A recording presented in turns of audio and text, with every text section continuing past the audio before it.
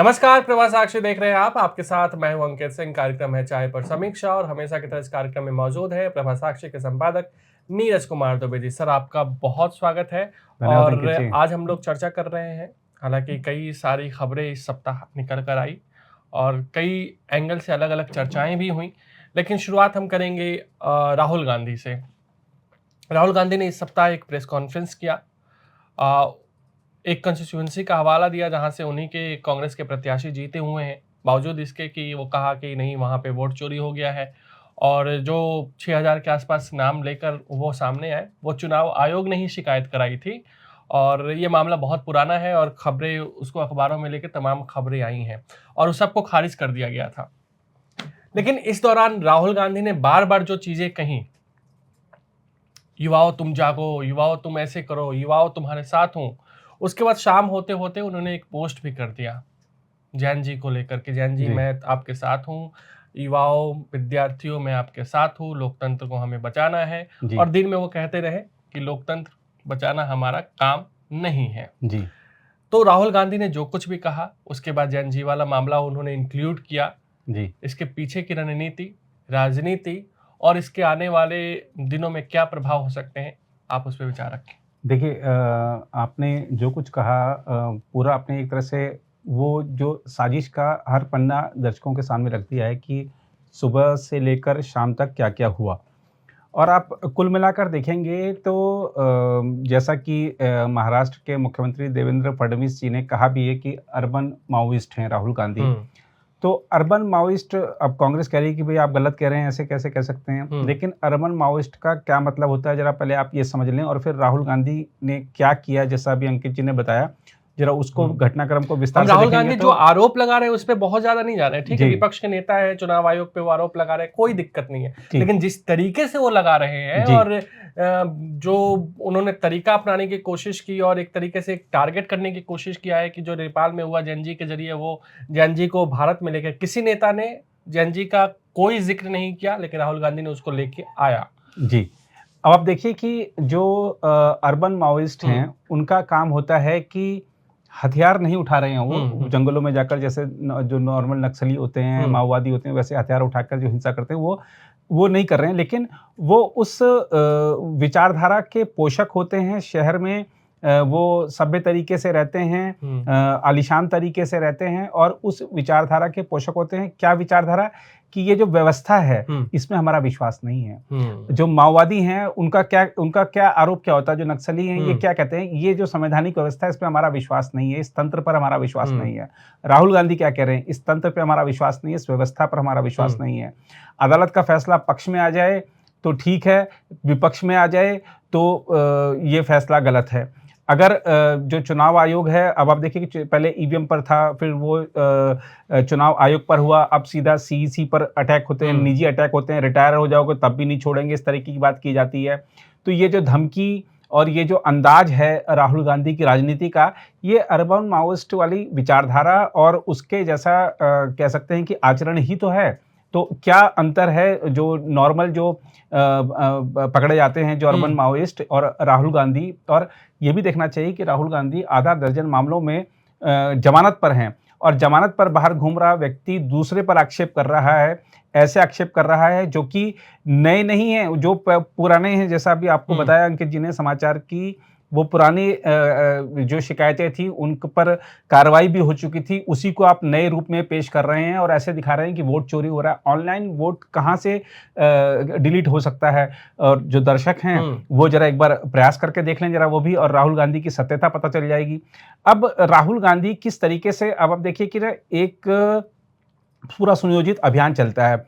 हमने देखा कि अदानी ग्रुप के खिलाफ एक अभियान चलाया गया कि हम्म। भैया जो एक हिंडनबर्ग रिसर्च की रिपोर्ट आई, हम्म। उसको आधार बनाते हुए यहाँ पर क्या अभियान चला, आपको ध्यान होगा 2023 का हम्म। वो समय कि पूरा बजट सेशन वॉश आउट हो गया था। बिल्कुल। पूरा संसद सत्र बर्बाद कर दिया था इन लोगों ने। और उस समय आपने ध्यान दिया होगा कि कितने प्रदर्शन हुए थे एसबीआई के सामने, एसबीआई की ब्रांचों के सामने, एलआईसी की ब्रांचों के सामने, कि निवेशकों में डर पैदा किया गया था हम्म। कि आपका पैसा वो सुरक्षित नहीं है, आपका पैसा वो अडानी ग्रुप लेके भाग जाएगा, या ये ऐसा हो जाएगा, वैसा हो जाएगा। तो ये जो हाहाकार हुआ था उसमें निवेशकों का पैसा कितना डूब गया था। और हमारे जो चाहे एलआईसी है, चाहे एसबीआई है, बार-बार बयान देकर बता रहे थे कि भैया कितना लोन किसको दिया हुआ है, हुँ, कितना हमारे पास है, कितनी हमारे पास उनकी एसेट्स जमा है। ये सब उनको बार-बार स्पष्टीकरण देना पड़ हुँ, रहा था।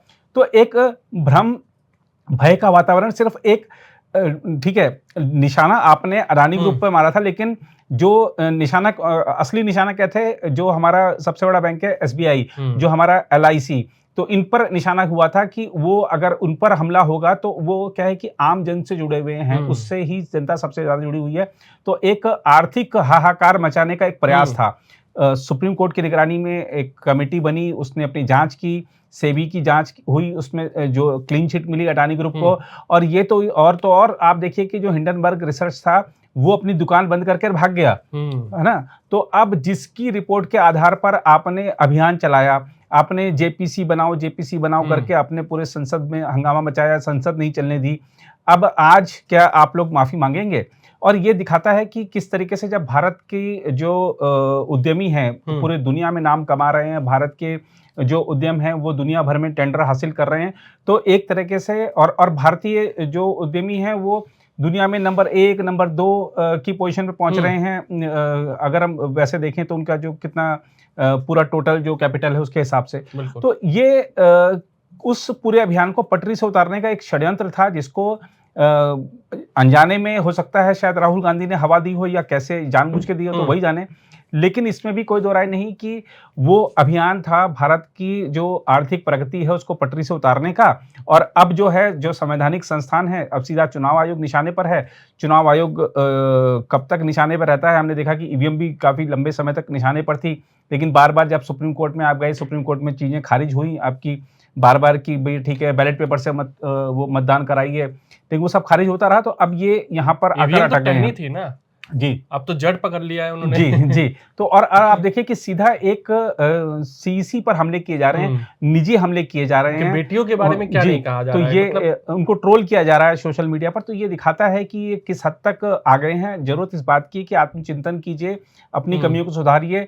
मतदान के लिए जो जनता है उसको तय करना है कि आपको दें या उनको दें। और जो बात हो रही है जेन ज़ी की, हुँ, अब राहुल गांधी एक तरफ कह रहे हैं कि जेन ज़ी आप आ जाइए, सड़क पर आ जाइए, मैं आपके साथ हूँ। हुँ, पहली बात तो ये है कि जो उनकी पार्टी ही उनके साथ नहीं है, जिस तरीके के उनका हुँ, आचरण है। दूसरी बात ये है कि जब वो बैठकर ये ट्वीट कर रहे थे, उसी समय आप देखिए कि जो हमारे युवा हैं, वो कहाँ लाइन में लगे हुए हैं?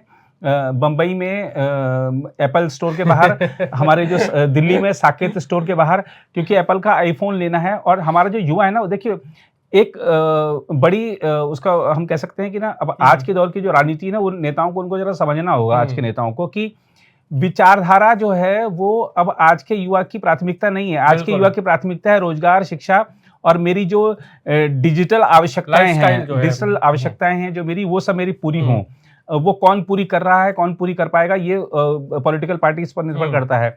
अब आज के युवा के पास क्योंकि वो समृद्ध भी है, वो आगे बढ़ रहा है, उसको अपनी ज़रूरतें पता है, तो और वो जुगाड़ू भी है। जुगाड़ू भी है। जी, तो वो आप देखिए कि वो कितनी बड़ी लाइन वहाँ पर लगी हुई थी। मैं देख रहा था मुंबई में, अहमदाबाद से लोग फ्लाइट पकड़ के आए थे। दिल्ली में रात भर से लाइन लगी हुई थी। वो अच्छा, एक तो परिदृश्य ये था। दूसरा परिदृश्य ये था कि जब राष्ट्रीय राजधानी में बैठकर उन्होंने ये ट्वीट किया, जो एक्स पर पोस्ट हुँ, किया, उसी समय राष्ट्रीय राजधानी के युवा एबीवीपी को दिल्ली विश्वविद्यालय छात्र संघ में जिता बिल्कुल, चुके थे, 3 महत्वपूर्ण पदों पर जिता चुके थे। हुँ, एनएसयूआई को एक पद से संतोष करना पड़ा, और जो एनएसयूआई के उपाध्यक्ष जीते हैं, उसमें उनकी अपनी निजी जो जीत ज़्यादा है, क्योंकि उनका एक अपना एक प्रभाव था। बिल्कुल, तो ये जीत उनकी अपनी ज़्यादा है, ना कि एनएसयूआई संगठन की। हुँ, तो जब दिल्ली के छात्र आपके साथ नहीं हैं, जो आप जो एनजेएनजी की बात कर रहे हैं ना, तो यहीं पे आप देख लीजिए, राष्ट्रीय हाँ, राजधानी वो में देख गए लीजिए भी तो कौन। थे। वो जाके छात्रों से मिले भी तो जी, थे। दिल्ली विश्वविद्यालय परिसर में गए भी थे। और उस समय आपने देखा होगा, दिल्ली विश्वविद्यालय में हुँ, जब भी गए हैं, तो इन्होंने नियमों की अवहेलना ही बिल्कुल, की है। बिल्कुल, चाहे वो हॉस्टल में छात्रों से मिले हों, या जो अभी हाल ही का दौरा था हुँ, उसमें हो। और नियमों की अवहेलना राहुल गांधी कोई पहली बार नहीं कर रहे हैं, या कोई अनायास नहीं करते हैं, वो उनकी आदत में शुमार है। अब राहुल गांधी ये जिस तरीके का अभियान चला रहे हैं, हुँ, बीजेपी आरोप लगाती है कि भैया आप विदेशी ताकतों से मिले हुए हैं, विदेशी जो साजिशें हैं, उनका उनका साथ दे रहे हैं। बीजेपी के आरोप हैं, खैर हमारे को उस पे कुछ नहीं कहना, लेकिन एक सवाल तो उठता है कि राहुल गांधी अपने विदेशी दौरों के बारे में सीआरपीएफ को बताते क्यों नहीं है, कि वो क्यों नहीं बताते हैं, सीआरपीएफ को लेटर क्यों लिखना पड़ा है पहली बार किसी पार्टी के राष्ट्रीय अध्यक्ष को कि भैया आपका जो नेता है सीआरपीएफ की सुरक्षा मिली हुई है, बिल्कुल। और अब वो बताते नहीं है कि विदेश जा रहे हैं तो कहाँ जा रहे हैं। तो क्या आप छुपाना चाहते हैं कि आप किससे मिलना और आप चाहते हैं? नेता, आप एक संवैधानिक पद पे भी हैं जी, लोकसभा में विपक्ष के नेता हैं, एक देश के एक महत्वपूर्ण नेता हैं। और देश के एक महत्वपूर्ण परिवार से भी आते हैं। हाँ, बिल्कुल। और अब आप सीआरपीएफ को जानकारी नहीं दे रहे हैं, तो क्या आप ये देश से छुपाना चाहते हैं कि आप कहाँ जा रहे हैं और कहाँ जा रहे हैं और किससे मिल रहे हैं, किससे मुलाकातें चल रही हैं? आप इल्हान उमर से भी मिले थे। इल्हान उमर का क्या भारत विरोधी रवैया है, ये सब जानते हैं। अभी डोनाल्ड ट्रंप ने 2 दिन पहले उनको बोला है कि सोमालिया को लेकर क्या टिप्पणी की है वो सबके सामने है। तो ये दिखाता है कि जिस तरीके से और जो राहुल गांधी के जो प्रेरणा के स्रोत हैं, सैम पित्रोदा, अब आप देखिए कि वो कह रहे हैं कि मुझे पाकिस्तान मुझे घर जैसा महसूस होता है। और लगातार इस तरीके की बातें होती हैं जो देश के विरोध की बात होती हैं। राहुल गांधी खुद विदेशी धरती पे जब कुछ वक्तव्य देते हैं तो इस तरीके का हमला होता है भारत के संवैधानिक संस्थानों पर, भारत के संवैधानिक संस्थानों की विश्वसनीयता को कम करने की बात की जाती है। तो ये दिखाता है कि पूरा एक सुनियोजित षड्यंत्र है। इसलिए देवेंद्र फडणवीस ने एक वाक्य में जो बोला है कि अर्बन माओइस्ट, वो कहीं ना कहीं फिट बैठती है वो परिभाषा राहुल गांधी के साथ, क्योंकि जो विचारधारा उनकी है कि भारत के संवैधानिक संस्थानों में हमको विश्वास नहीं है, वही राहुल गांधी कर रहे हैं कि हमको भारत के संवैधानिक संस्थानों में विश्वास खत्म करना है। तो वो एक अभियान चला रहे हैं और एक उनका पद है जिस पद का वो शायद वो दुरुपयोग भी हम कह सकते हैं कि दुरुपयोग कर रहे हैं, क्योंकि आप उस पद पर हैं तो आपको ये देखना चाहिए कि सरकार की नीतियों की आलोचना करनी चाहिए। आप जाकर संवैधानिक संस्थानों से भिड़ रहे हैं।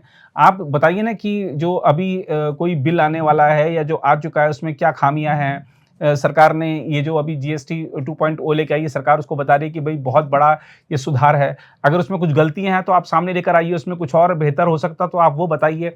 आप जनहित की बात ही नहीं कर रहे हैं। आप आज की राजनीति की जो आवश्यकता है, जनता की जो आवश्यकता है, उसको समझ ही नहीं रहे हैं।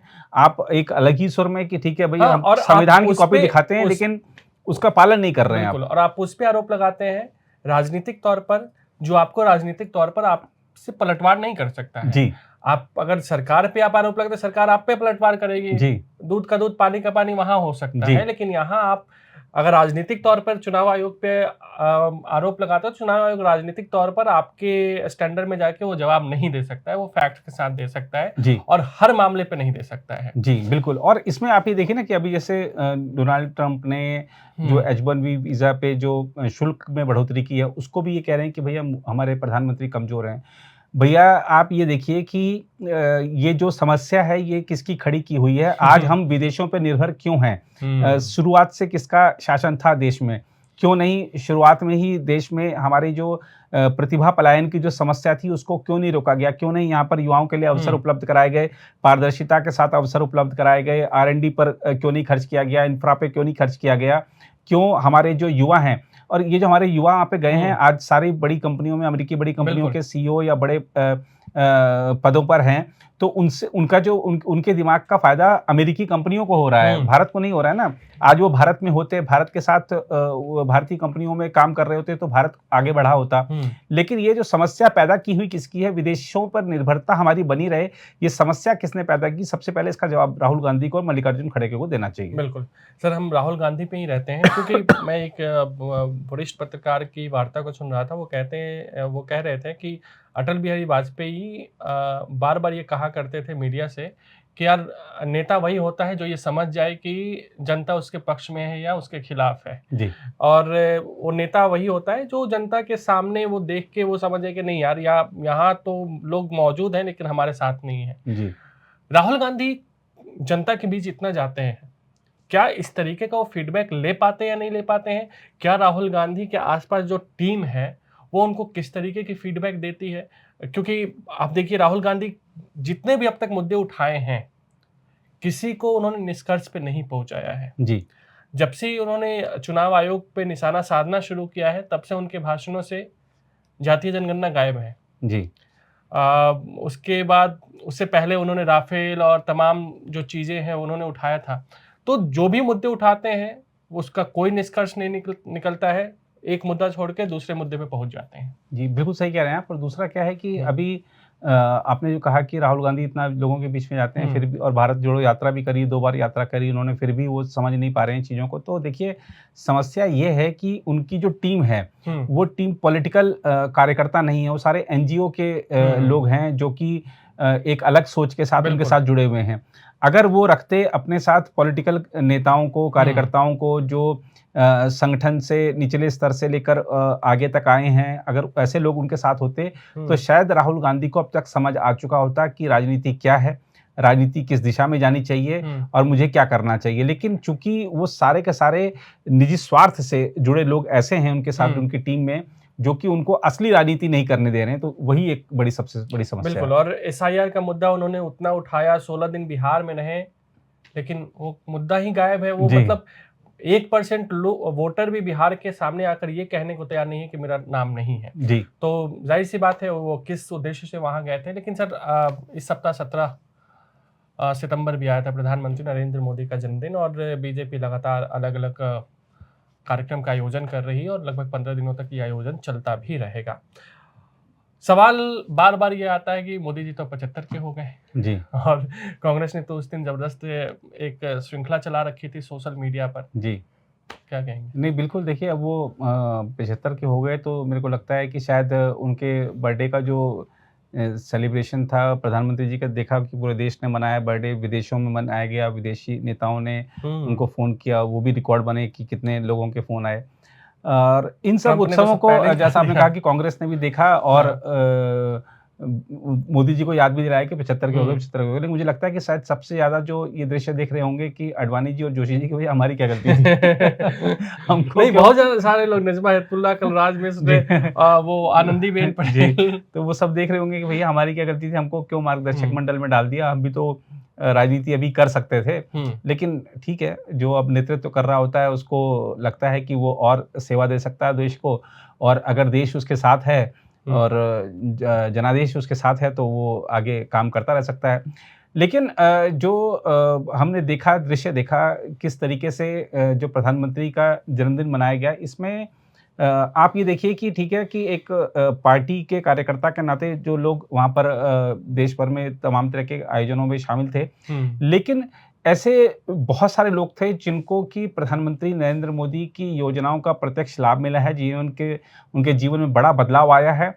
उनकी ओर से जिस तरह से बधाइयाँ दी गई हैं या प्रधानमंत्री की सफलता की, उनकी दीर्घायु की, उनके स्वस्थ रहने की जो कामना की गई, उसके लिए चाहे संदेश हों, चाहे गीत हों, तमाम तरीके से अपनी भावनाएँ व्यक्त की गई। प्रधानमंत्री के सोशल मीडिया पे हम देख रहे थे उस दिन की किस तरीके से प्रतिक्रियाएँ सामने आ रही थी। तो ये दिखाता है कि जनता चाहती है कि वो पद पर बने रहें, वो सेवा करते रहें, क्योंकि योजनाओं का सीधा लाभ बिना किसी खर्ची-पर्ची के मिलने का जो सुख है ना, वो जनता को भा रहा है। बिल्कुल। और ये जो सुख है वो जनता छोड़ना नहीं चाहती, तो इसलिए वो चाहते हैं वो 75 क्या, वो 100 के भी हो जाएँ तो भी बने रहें। बिल्कुल, बिहार में चुनाव है, मैं महिलाओं की जो बातें सुन रहा हूँ, ठीक है, उसमें नीतीश सरकार की भी योजनाओं का कहीं न कहीं वो है। जी। लेकिन अगर देखा जाए तो महिलाओं के मैक्सिमम ज़ुबान पे यही है कि भाई हमको जो मिलना चाहिए, वो बिना किसी तीसरे व्यक्ति के सीधे मिल रहा है। जी। तो अगर तीसरा व्यक्ति नहीं है, अगर उनको 500 ही मिलना है, तो उनको पता है कि मेरा 500 अगर मेरे हिस्से में है, तो पूरा का पूरा 500 मेरे पास ही आएगा। कोई ये नहीं है कि भाई 50 हमको दे दो, 50 उसको दे दो और मेरे पास ये आ रहा है। बिल्कुल। तो ये उनकी एक अलग यूएसपी, और शायद यही कारण है कि महिलाओं का एक जबरदस्त समर्थन। बिल्कुल जी। तो ये था आज का चाय पर समीक्षा कार्यक्रम। आपको कैसा लगा हमें कमेंट बॉक्स में जरूर बताइएगा। फिलहाल मुझे यानी अंकित सिंह और प्रभा साक्षी के संपादक नीरज कुमार दुबे को दीजिए इजाजत। नमस्कार। अगर आप भी लेना चाहते हैं देश दुनिया की तमाम जानकारी, तो आज ही सब्सक्राइब करें हमारे चैनल को। साथ ही नीचे दिए बेल आइकन को जरूर दबाएं ताकि हर अपडेट आप तक पहुंच सके।